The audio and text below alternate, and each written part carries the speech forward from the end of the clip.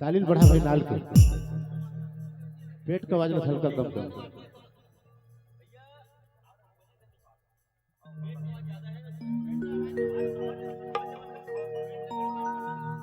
तबला पेट हल्का कम कम नाल की आवाज को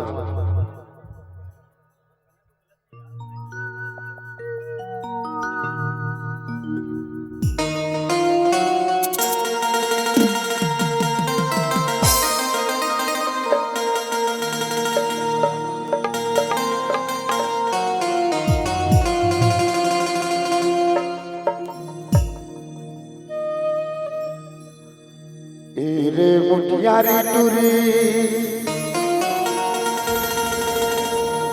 उमर गाँव घर के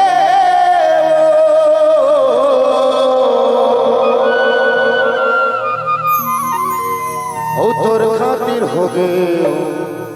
बदना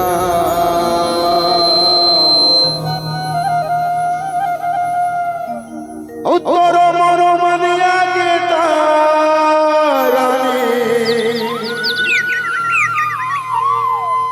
चल भगता मोरे खुले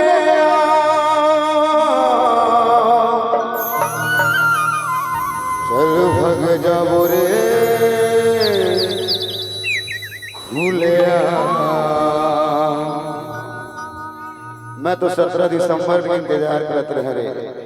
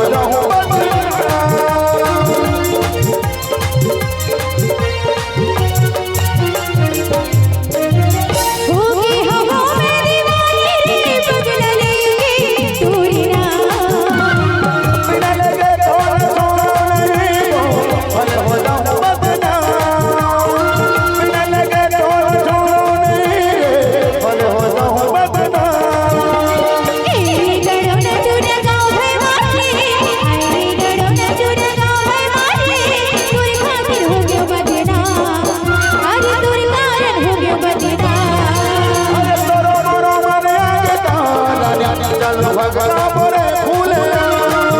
अरे तोरो मोरो मनिया के तारानी चल भगता मोरे फूले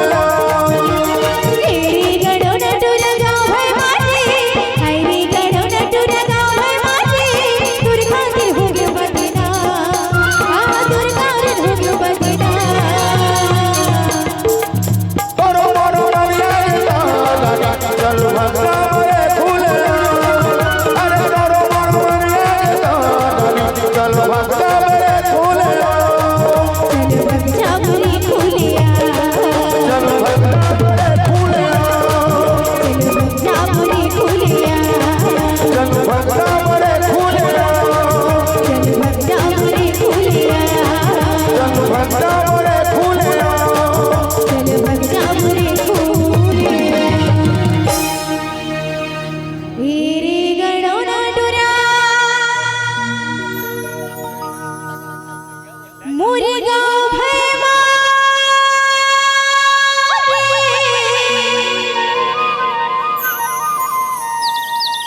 तोर कारण होगे बदना अरे तोरो मोरो मनिया के तारानी चलो भगता मोरे खुले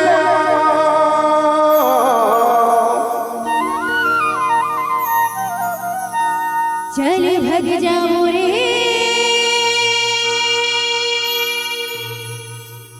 खूलिया